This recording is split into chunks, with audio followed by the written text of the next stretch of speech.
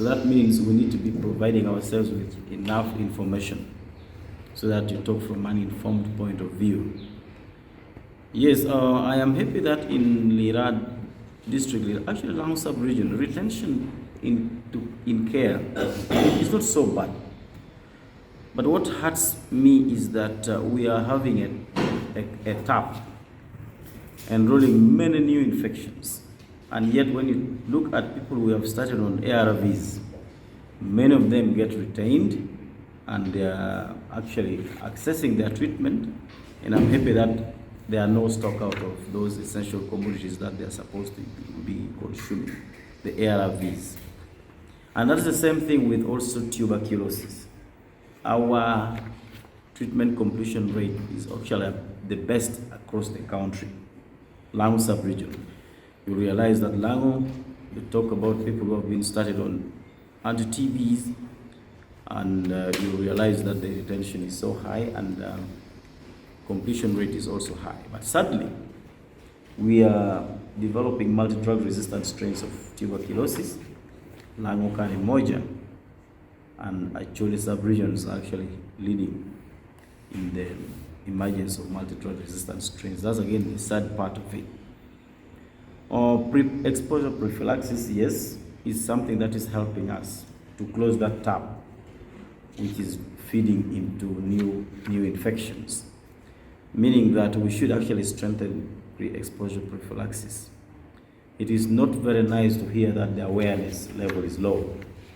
That means we are failing to do our part. So that means I think the message must sound louder that should somebody get exposed to a high-risk person, maybe during intimacy or during an accident, they must actually go for post-exposure should they fail pre-exposure. Because pre-exposure, we are looking at these key populations.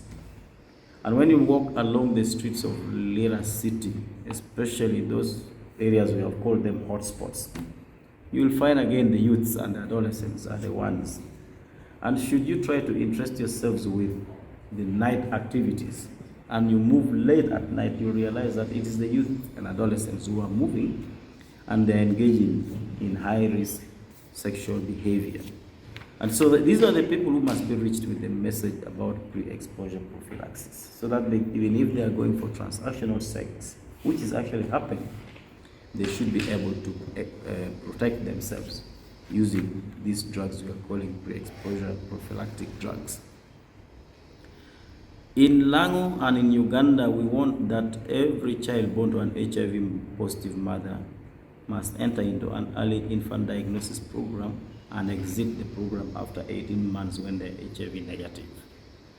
And in Lira, we seem to be losing this fight because you realize that a mother delivers her baby negative. The baby is enrolled in care, but along the way, the baby turns positive, which is sad, and yet they are in care.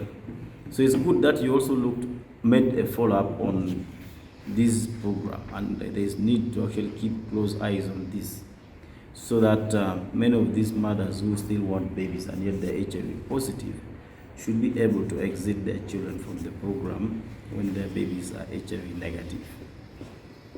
Assisted partner notification is another new concept which is actually has taken shape very well, where somebody is already in contact with a positive person, you go and tell that person to go and test. And we are seeing a lot of challenge with the male partners. They're the ones who are hesitant when they're told to test. Especially amongst couples, it ends up even in domestic violence in some extreme cases.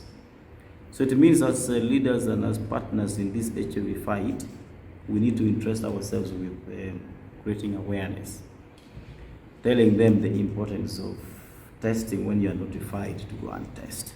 So that is also a very key area. There are some challenges that stem beyond us. You showed us the picture of a march. We have been trying to look into our basket to renovate, actually to rehabilitate that structure, because it's still a good structure. But unfortunately, the resource envelope is very limited. And you find when we look at what must come first, maternal and child health vis-a-vis HIV, It is a bit of a challenge. How I wish you, in your monitoring report, you also look into partners like JCRC and Uganda Health Activity, who are actually supporting HIV/AIDS services, that they should also support us and make sure the places our clients are accessing care from look decent, so that our clients do not look to these people who are neglected. Because see, when you show us that picture, it's like we are saying you are HIV positive, you access your care from that place. Not nice. They should actually access the most decent services ever. So I think we need advocacy here, and we lobby so that the partners should support us and we give a facelift to that facility.